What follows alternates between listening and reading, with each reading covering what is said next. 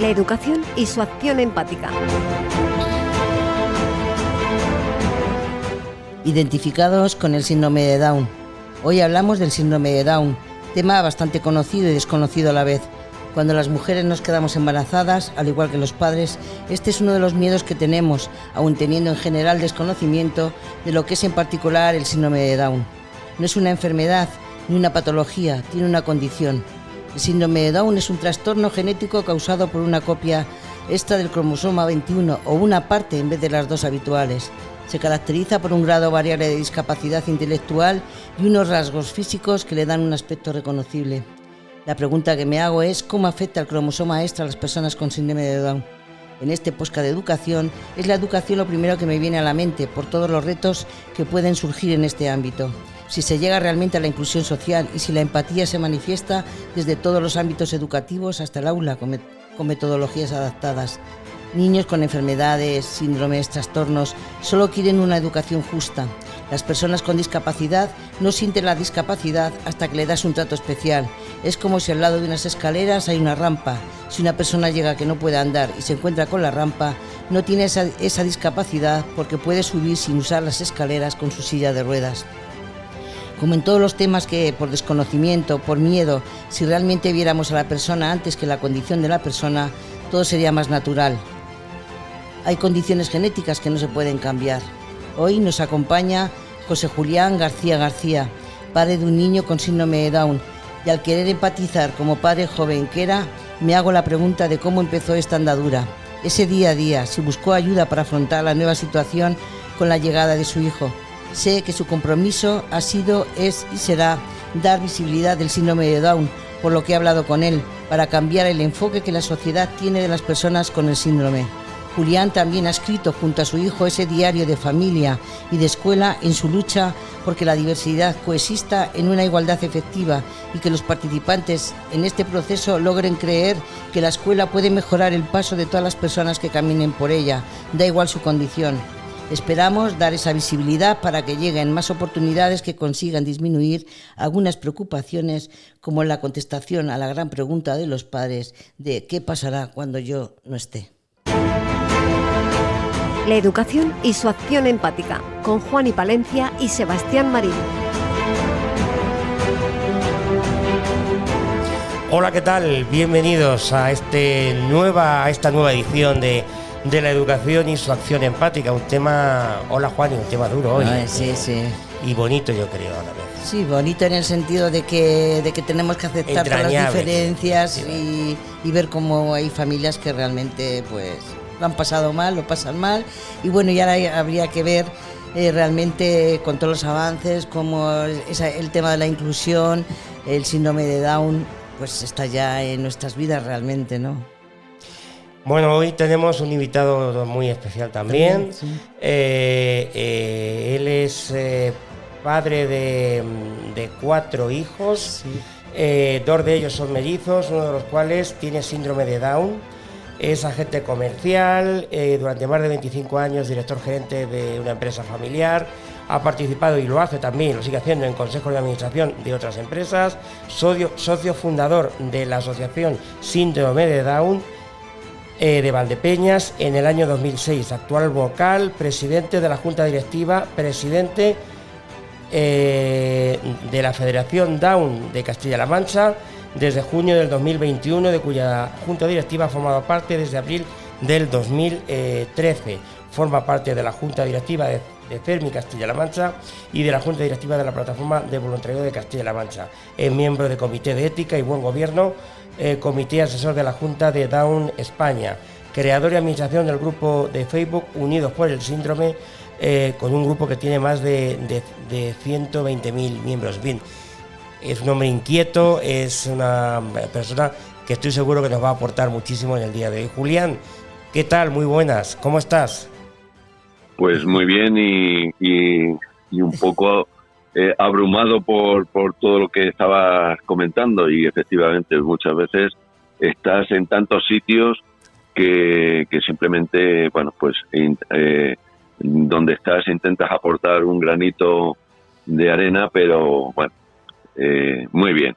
Y hoy además contento o relativamente contento porque ayer casi por unanimidad, excepto por por un partido o por 33 diputados, pero por la unanimidad de todos los demás, fue aprobado que por fin en la Constitución desaparezca el término disminuido y se ha cambiado por el término persona con discapacidad, que creo que es acorde con la Convención de los Derechos de las Personas con Discapacidad, con lo cual la satisfacción, quitando ese pequeño grano de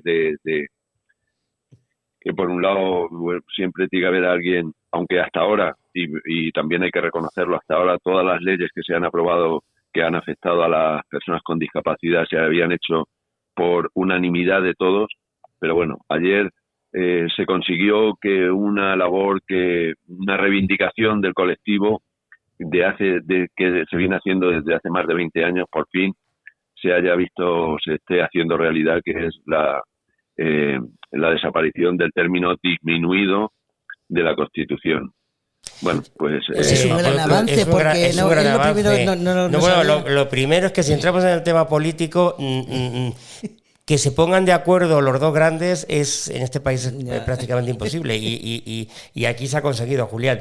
Y fíjate, yo quiero pensar que los padres de la Constitución no lo hicieron, no tuvieron la sensibilidad en ese momento adecuada, pero estoy seguro que no lo hicieron a mala fe. No, al contrario, no, evidentemente en aquel momento la visión que había era una visión médico-rehabilitadora de lo que era la discapacidad, y por lo tanto era algo que con los tiempos, iba con los tiempos. Una minusvalía que había que arreglar. Entonces, claro, en el momento en que la visión pasa a ser una visión social de la discapacidad, pues evidentemente, y eso es algo que está en la Convención, es decir, que por lo tanto no vamos a criticar a los que lo hicieron en aquel momento, porque respondían perfectamente a la situación de la sociedad en aquel momento y la visión de la sociedad de aquel momento de lo que era la discapacidad.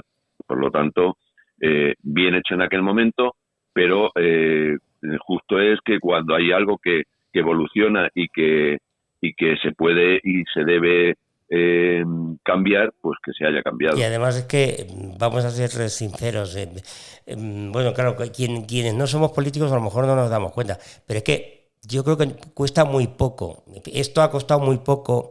Bueno, ha costado mucho, pero que cuesta muy poco modificarlo. O sea, que es un tema yo creo que cae por su propio peso, es cuestión de sentido común. Ha cambiado, lo que ha cambiado es la visión social de la discapacidad.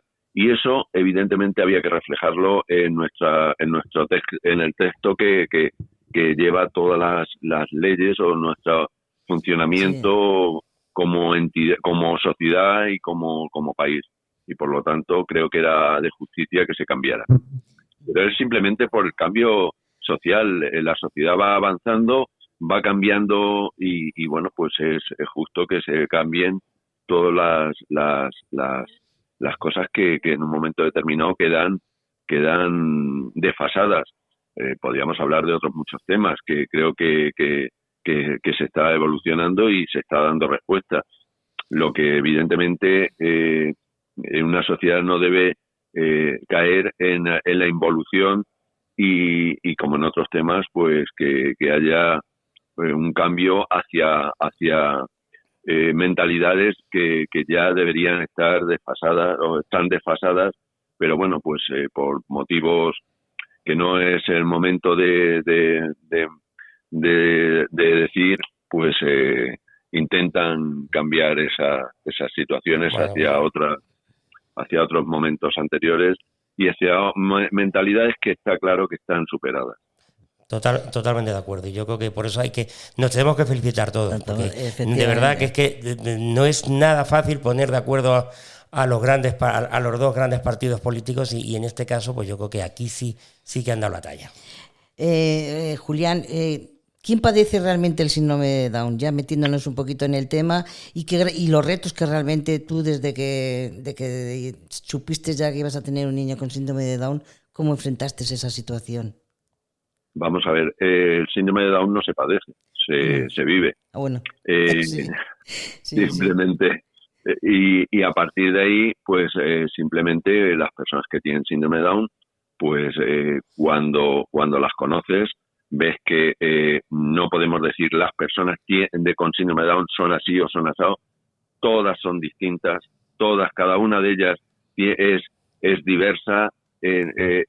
Podemos hablar de particularidades genéticas o podemos hablar de algunos rasgos que evidentemente son definitorios de cómo son. Pero cada persona con síndrome de Down no podríamos hablar igual que no podemos hablar de las personas, es decir, estaríamos creando estereotipos que no son buenos para ellos. Ni son angelitos, ni son todos cariñosos, ni son personas con todas sus luces y sus sombras, que hay veces que son alegres, otras veces están mohinos, otras veces se enfadan, otras veces... No, pues cada uno... Como el común de los mortales. Cualquiera de nosotros, Julián, claro. Como cualquiera de nosotros, efectivamente. Entonces, yo no entraría en ese tipo de charla donde intentamos definir cómo son las personas con síndrome de Down, porque realmente es evidente que son la imagen dulce o la imagen de la discapacidad que más visibiliza las personas con discapacidad intelectual. Cuando piensas en una persona con discapacidad intelectual, habitualmente se piensa en una persona con la cara de una persona con síndrome de Down. Eso es cierto. Es la cara amable de la discapacidad intelectual. Pero dicho eso, yo no soy partidario, evidentemente, de generalizar ni crear estereotipos sobre ellos. Entonces, esos retos realmente en educación, Julián, ¿cómo lo has vivido desde que nació tu hijo? Vamos a ver, los retos, al final, cuando tú te encuentras con cosas que entiendes que no son justas, o que tú tienes una visión del mundo que crees que es distinto del que tiene el resto de la sociedad, puede ser que seas tú el que esté equivocado, o puede ser la sociedad que no ha sido capaz de avanzar en esa visión. Entonces, yo evidentemente cuando tuve a mi hijo, en principio no me... lo primero que se me ocurrió es, bueno, ¿esto qué es? Porque además... al día siguiente estaba dentro de la junta directiva de una entidad de personas con discapacidad. Bueno, ahí empecé mi andadura como a intentar entender qué es lo que ocurría o cuál podía ser el futuro de mi hijo. Repito, prácticamente al día siguiente de nacer estaba ya en una junta directiva de una asociación de personas con discapacidad. A partir de ahí, pues empiezas a aprender, a ver por dónde van las situaciones, qué es lo que puedes hacer, en quién te puedes apoyar, y es evidente que buscar gente que tiene situaciones similares a las que tú tienes, pues es un aprendizaje que ya llevas por adelantado. Y una ayuda. Y por lo tanto, efectivamente, entonces ese aprendizaje luego creo que es justo y es de justicia que tú también intentes llevarlo hacia otras personas que se encuentran o que entran en la misma situación que tú. Eso es. Y al final todo esto pues conlleva pues el moverte, dedicarle todo el tiempo que puedes, ojo, sin olvidar que tienes otros hijos, porque muchas veces le dedicamos todo el tiempo del mundo a la persona que en principio parece que es más, que tiene más necesidades, y hay veces que nos olvidamos de los otros. Entonces familiarmente, lógicamente, es bastante complicado llevar la situación, pero al final te das cuenta que todo es similar, no es criar o educar a un hijo que tenga discapacidad o a uno que no tenga discapacidad, bueno, pues todos sabemos que hay situaciones de hijos que no tienen discapacidad, no es mi caso, pero hay situaciones que son verdaderamente terribles Sí, y no tienen y discapacidad. dramáticas, sí, así es. Y entonces, bueno, pues por eso digo que lo que hay que hacer, yo creo que es afrontar la realidad que tiene cada uno y en cada caso, pues saber apoyarse en quien o buscar los apoyos que necesita. Encontrar el camino, hay que prepararse, yo creo. Afortunadamente no he pasado por ahí, pero con lo que tú hiciste, o sea, desde un primer momento pensaste, deduzco, hay que salir hacia adelante, hay que tirar con esto y desde el minuto cero me tengo que preparar o nos tenemos que preparar para trabajar lo mejor posible para la familia y para el chaval. O sea, el tema del asociacionismo, Julián, te ayudó y por eso te implicaste tanto, ¿no? Y quieres tú también. Claro, te lo he dicho. Sí. Es decir, en este tipo de cosas se me antoja que son necesarias. Sí, efectivamente, incluso dentro del asociacionismo, pues tú ves quiénes crees que están en un determinado camino y quiénes, y por eso mi hijo nació en el año 2000. Yo en el 2006, pues junto con otro grupo de padres, decidimos que bueno, pues que la visión que nosotros teníamos de lo que era el síndrome, de las necesidades de las personas con síndrome de Down, pues no se estaban llevando a cabo en la otra asociación, porque cada asociación tiene una visión distinta de lo que es la discapacidad. Hay asociaciones que van evolucionando de una manera, otras que evolucionan de otra, y en aquel momento, pues bueno, pues nosotros vimos la necesidad de crear una asociación más, podríamos decir, más específica, y aunque era una asociación la que creamos, que era la Asociación Síndrome de Down a Down de Valdepeñas, era una asociación específica de síndrome de personas con síndrome de Down. Sin embargo, en ningún momento excluimos a personas con discapacidad, con otro tipo de discapacidades intelectuales. Por lo tanto, nosotros, desde ese punto de vista, aunque somos asociaciones de personas con síndrome de Down o de familias con personas con síndrome de Down, no excluimos en ningún momento a otras personas que tengan otro tipo de discapacidad. Uh-huh. Bueno, el chaval tiene 24 años, tu hijo tiene 24 años.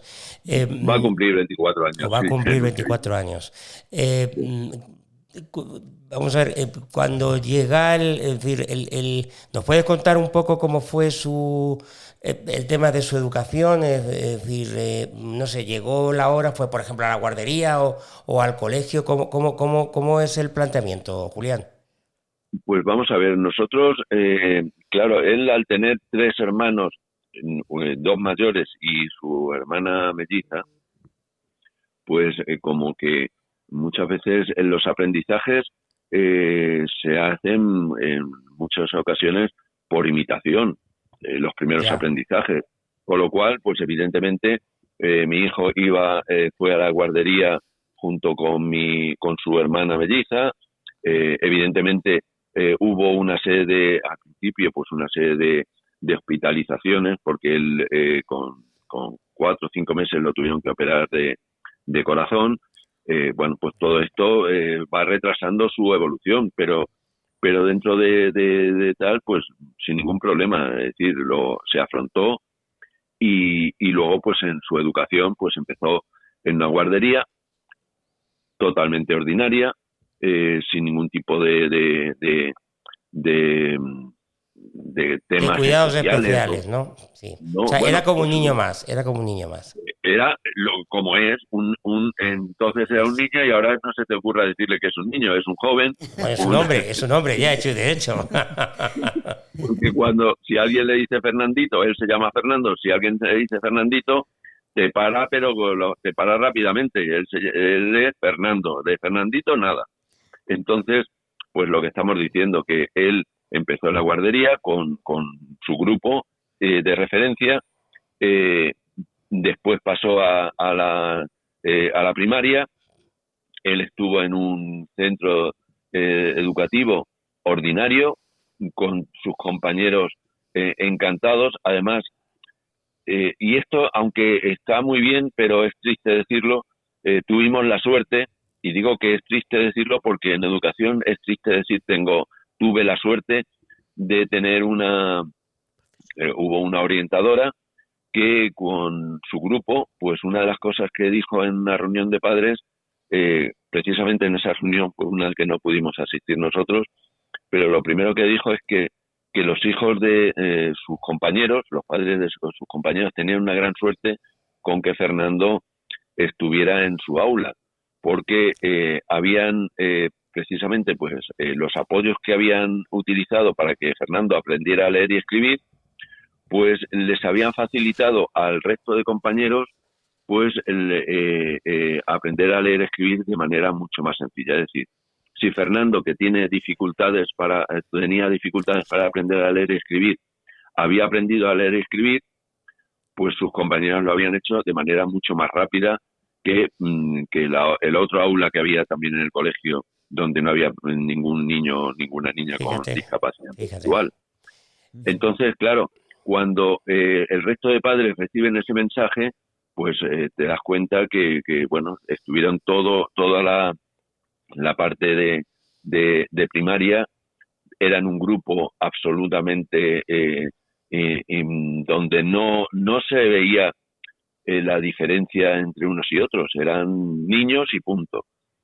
Y esa visión y ese traslado de esa visión de esa educadora en aquel momento, pues entiendo que lo que hizo fue pues que los padres pues bueno, vieran como algo normal que sus hijos permanecieran con una persona con discapacidad, porque además era una ventaja para ellos.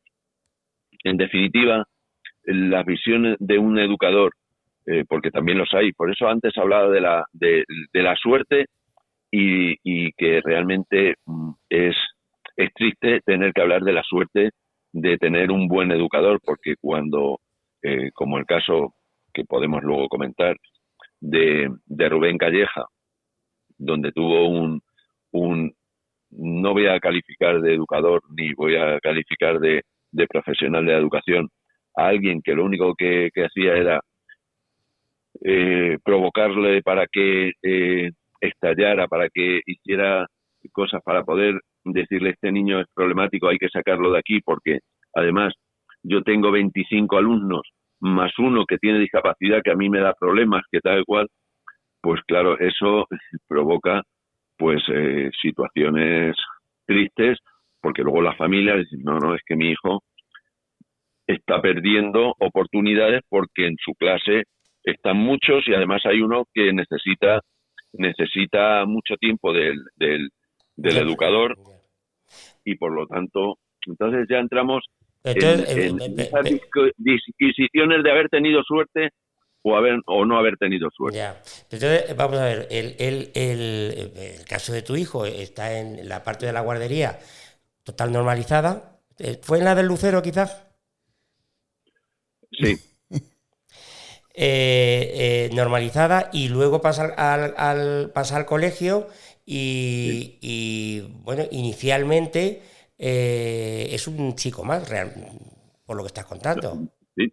Durante toda la primaria él estuvo en aulas ordinarias. Él no tuvo ningún tipo de... Hombre, tenía sus apoyos de logopedia, de tal, pero realmente él estaba en aula ordinaria. Sí. Pues, cuéntanos un poquito cómo es Fernando. Julián, cómo es Fernando en su día a día. Y bueno, he hablado contigo y por eso te lo pregunto, porque a mí me dejaste cao desde luego. Pues Fernando es una persona inquieta, muy activo. Para que te hagas una idea, cuando estuvo con nosotros Pablo Pineda, Pablo decía que cuando lo veía, actor y bueno, pues conocido, Un crack.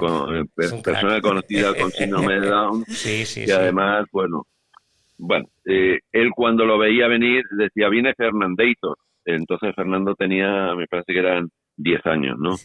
Y claro, la energía que desbordaba Fernando en aquel momento, a Pablo lo desbordaba. Porque cada uno, como antes hemos dicho, tiene sus características y sus formas de ser y sus formas de vivir, ¿no?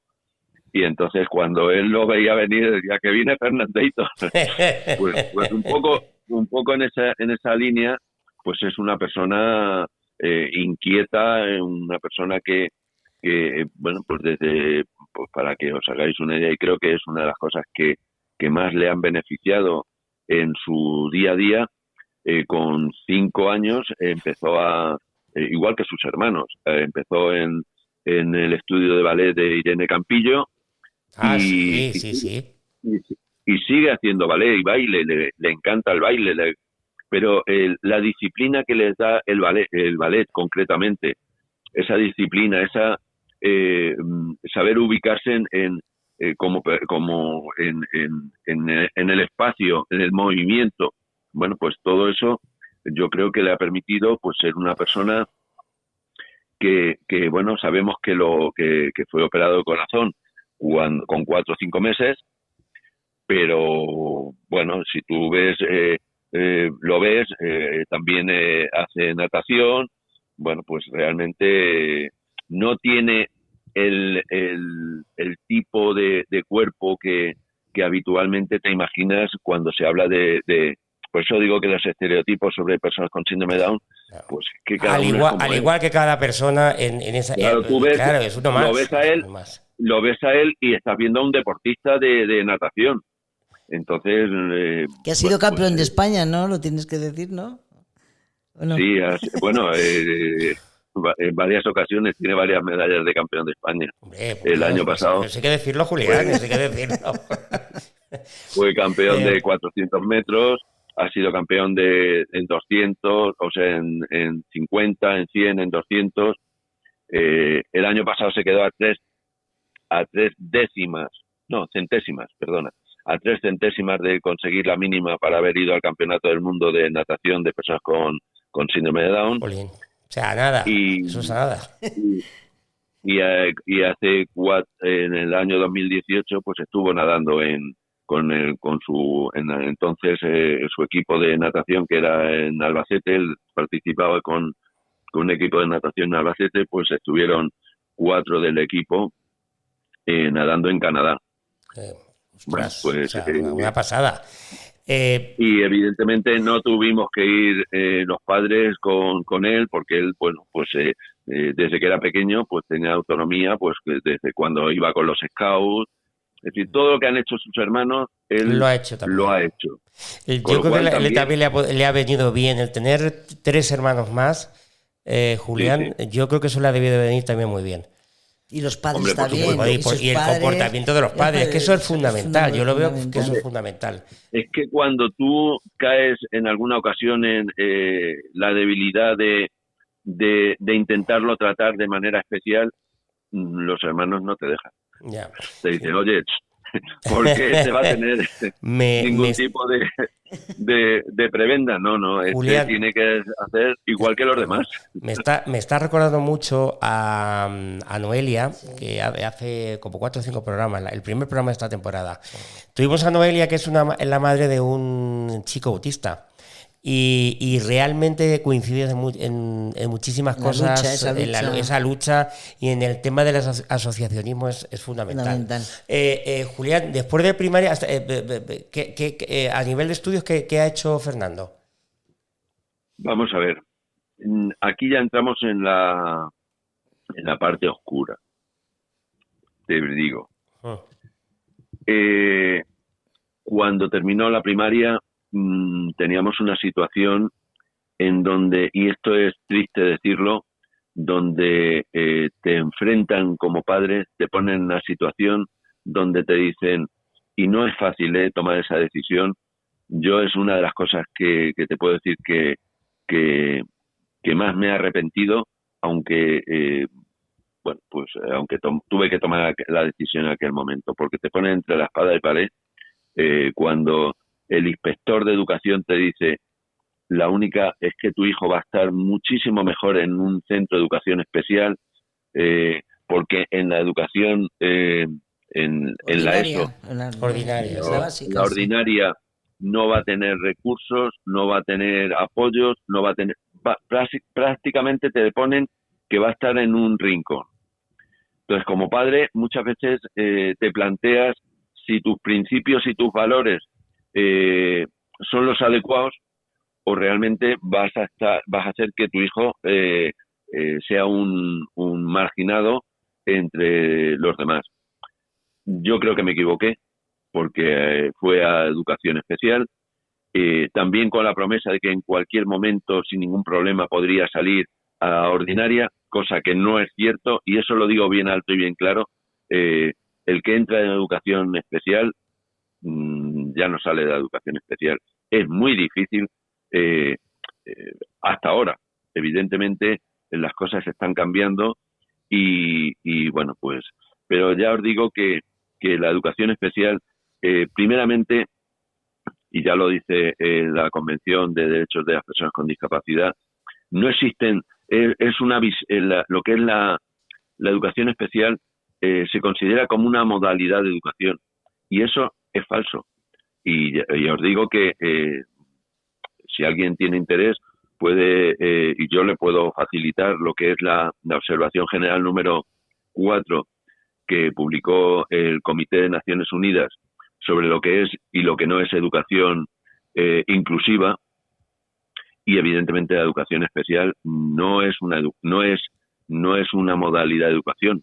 Es algo que viene definido por lo que era la visión médico-rehabilitadora de la discapacidad. Esa visión ha pasado o debe pasar a una visión de la discapacidad social, y además la educación, y ya no solamente voy a hablar de educación de personas con discapacidad, la educación es un derecho fundamental de los alumnos, que además también muchas veces confundimos como un derecho de los padres, a que los padres, a que sus hijos tengan la educación o la modalidad que ellos consideran. La educación, solamente hay un tipo de educación, que es la educación inclusiva y de calidad, y realmente es un derecho del alumno esa educación, y por lo tanto bueno, pues, o sea, el tema de la inclusión, Julián, ya en la Convención Internacional de Naciones Unidas sobre los derechos de las personas con discapacidad, ya sí lo recoge así como lo estás diciendo tú. Sí, por supuesto. Y además en ese habla de educación inclusiva en el artículo 24 de la Convención. Pero es más, es que luego ante la duda de cómo había que interpretar lo que era la educación, lo que son los apoyos razonables, todo eso, pues emitió en el 2016 lo que antes os he comentado, la observación número 4, la observación general número 4, y en esa observación general número 4 se explica lo que debe entenderse por educación inclusiva como derecho fundamental de todas las personas, no de las personas con discapacidad, sino de todas. De todas las personas. Entonces, Julia, pregunta totalmente inocente, no tengo, te pregunto para a ver si nos puedes alumbrar un poco, que probablemente hay mucha gente que no lo sepa. O sea, cuando un chico entra en un colegio de educación especial, luego cuando termina tiene acceso a, no sé si a una FP, a engancharse con el bachillerato, o sea, con secundaria. Que no. Te pregunto, pues no tengo ni idea, ¿eh? No, cuando entras en educación especial ya no tienes, ya no es muy difícil obtener un título, prácticamente imposible. Porque no hay, y claro, eso ya te está limitando como en tu futuro, es decir, el no poder tener un título. Hay otra modalidad que tampoco es inclusiva, que es la de las aulas específicas dentro de centros ordinarios. Bueno, es algo que por lo menos viven en en un entorno igual casi, o... en un entorno pues donde hay chavales, donde hay actividades que son comunes, ¿no?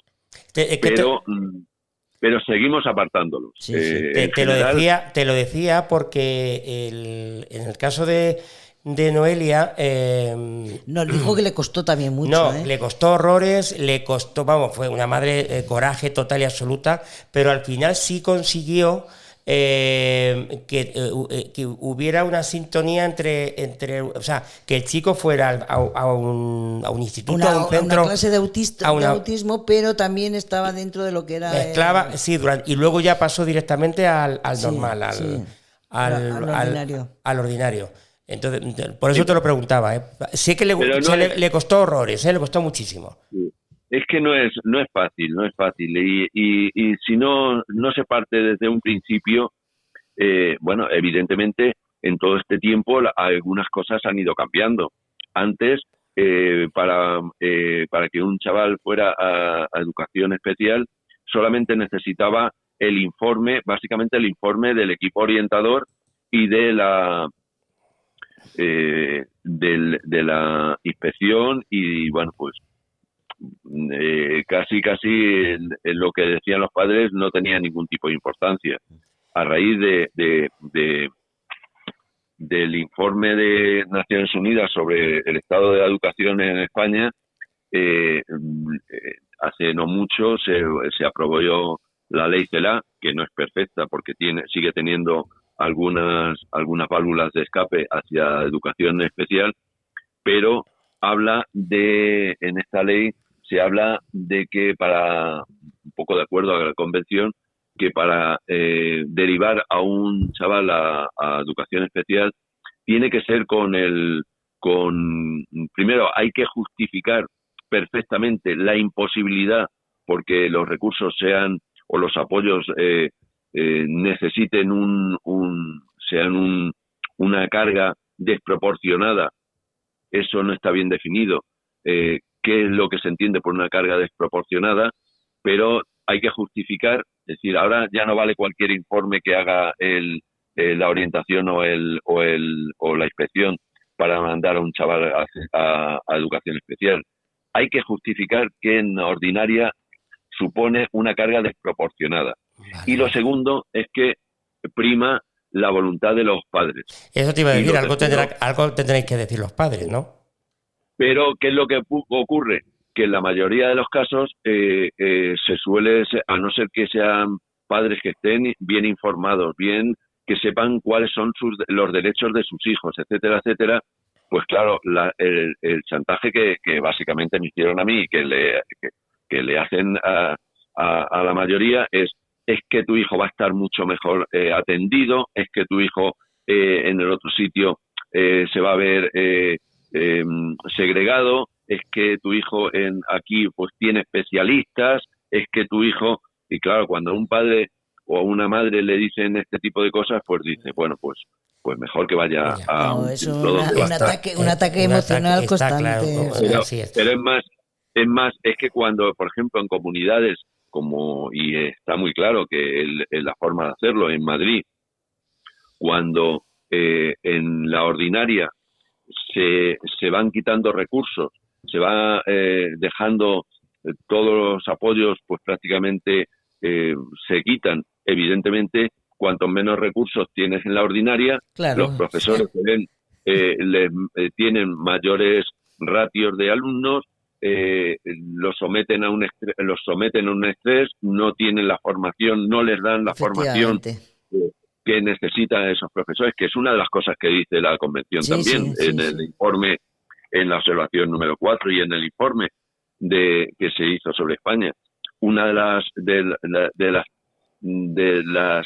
piedras de toque que hay que reactivar y que realmente es la más importante es la formación del profesorado hacia una educación que realmente es una educación por derechos humanos. Es decir, la educación, lo primero que hay que aprender o lo primero que hay que enseñar al alumno es los derechos humanos de las personas. Es decir, que realmente... En el caso si no de... enseñamos eso, sí. si no enseñamos eso a los alumnos, tengan o no tengan discapacidad, pues realmente se avanza es complicado. poco, se avanza poco.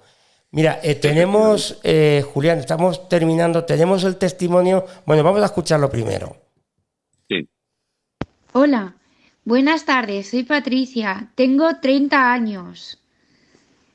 He estado estudiando en el Lorenzo Medina. Luego he ido al Instituto Gregorio Prieto y he hecho un módulo de apoyo a domicilio. He estado 2 años. Y después he estado trabajando en la FAD de recepcionista. Voy todos los días de lunes a viernes, de 9 a 2. Luego estoy trabajando en el Decathlon 3 días a la semana, por la tarde. Así que esa es mi vida.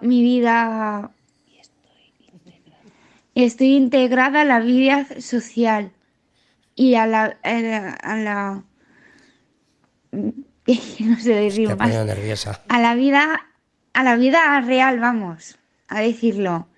Y estoy muy contenta por esos 2 trabajos y por haber aprendido mucho y estar súper contenta.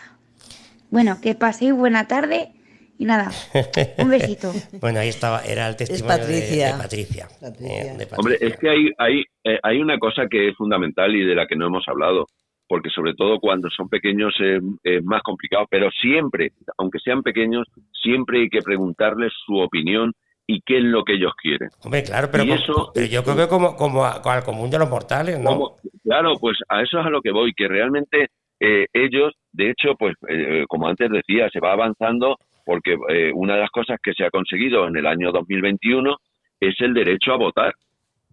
Ellos no tenían hasta el año 2021, que además se aprobó la ley de derechos de capacidad jurídica de las personas con discapacidad. Una persona con discapacidad, por el hecho de tener discapacidad, no tenía restringidos sus derechos jurídicos. No podía votar. Ya. Ni podía ser elegido. Vale. A raíz de esa ley, evidentemente, pues por ejemplo, en las Cortes de Valencia, hay una chica o una persona una mujer con síndrome de Down que ha sido elegida parlamentaria de las Cortes de Valencia. Uh-huh. Es decir, ese tipo de avances muchas veces no son visibles, pero realmente tienen una importancia tremenda.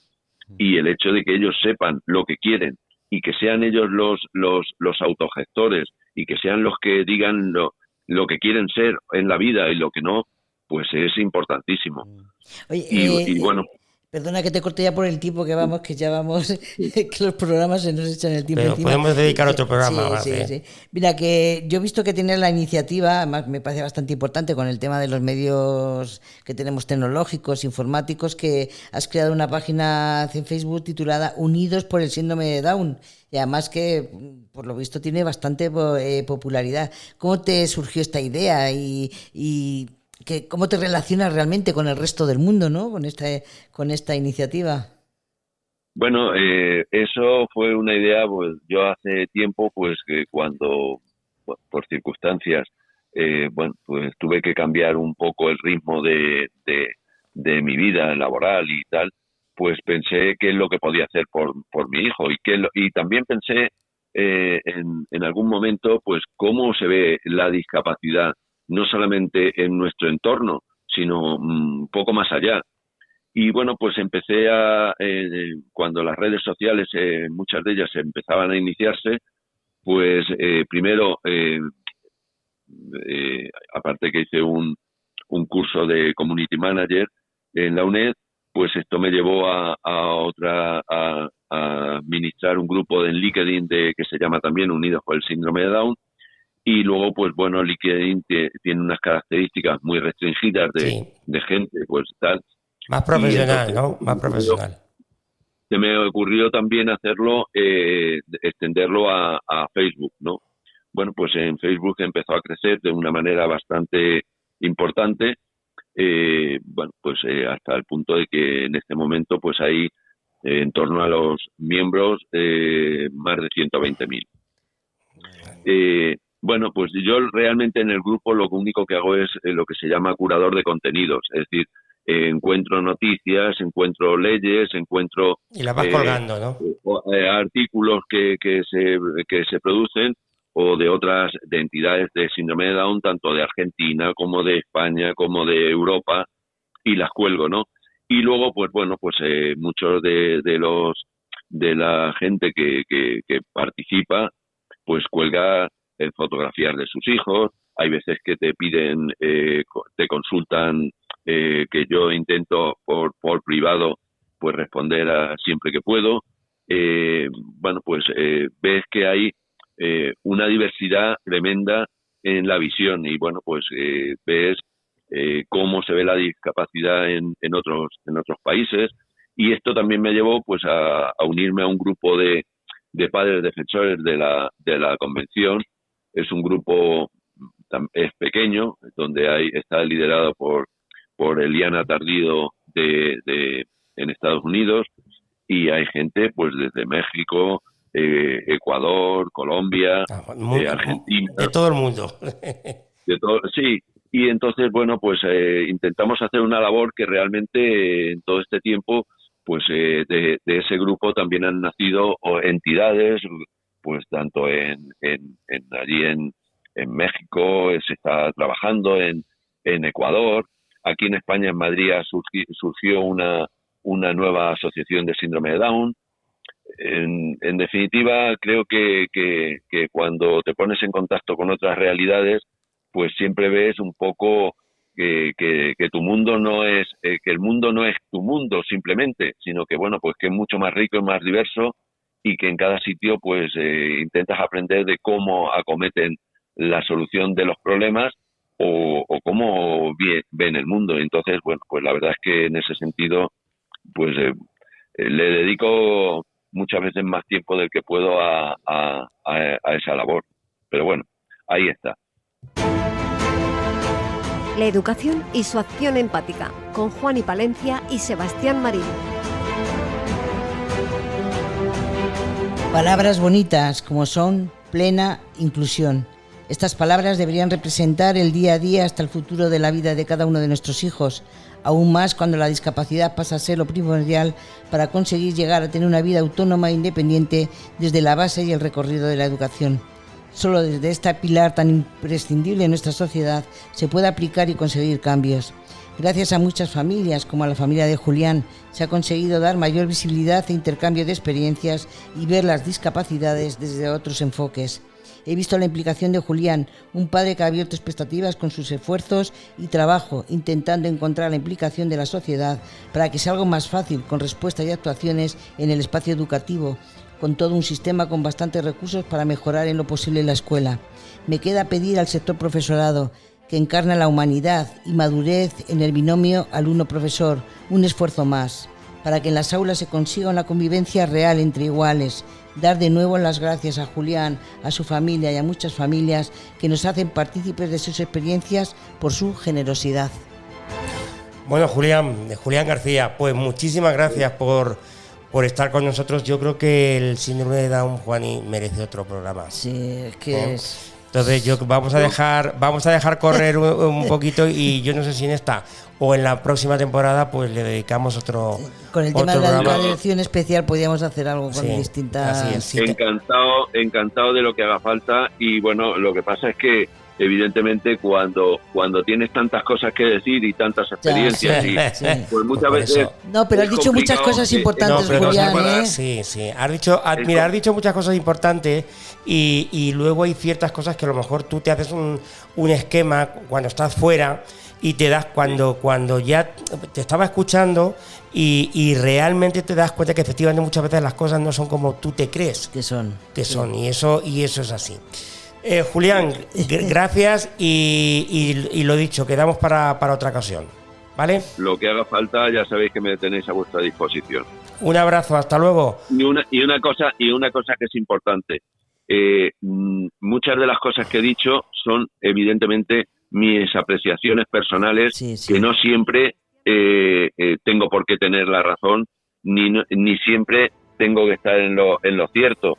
De hecho, pues yo muchas veces intento escuchar a otra gente que tiene otras visiones y tiene otra tal, porque hay veces que evidentemente cuando conversas desde la tranquilidad de la conversación, pues hay veces que te das cuenta que a lo mejor estás equivocado y que por lo tanto tienes que rectificar tu forma de hacer las cosas. Julián, yo Entonces, siempre he dicho que hablando se entiende la gente. Bueno, no es un dicho muy antiguo, pero cada día estoy, y más cuando ves las primeras páginas de los periódicos, la información, sobre todo, te das cuenta que eso es necesario y que cada vez se hace menos. Pero, Sebastián, es tan importante hablar como escuchar. Sin lugar a dudas. Porque hay veces que cuando se habla pensando sin escuchar y pensando lo que ya crees que te va a decir y pensando en la contestación que le vas a dar al que te está hablando, con lo cual no lo estás escuchando, y eso evidentemente produce debates mucho más ágiles, porque tú no estás pensando en lo que te está diciendo, sino que tú ya llevas hasta el chascarrillo preparado de que le vas a contestar, y evidentemente eso pues es muy útil en determinadas redes sociales, es muy viral a la hora de cuando sueltas ese chascarrillo, pero es que realmente eso no es diálogo. No, claro eso que no lo es, sin lugar a dudas. Eso es otra cosa. Diálogo conlleva hablar y escuchar, pero escuchar atentamente lo que te dice el otro para intentar quizá modificar tu forma de pensar. Sin lugar a dudas, Julián. Muchas gracias. Muchas gracias, Julián. Y Juani, nos vemos en 3 semanas. Nos vemos en 3 semanas. Pues sean felices hasta entonces. Hasta luego. Adiós. Hasta luego. Hasta luego.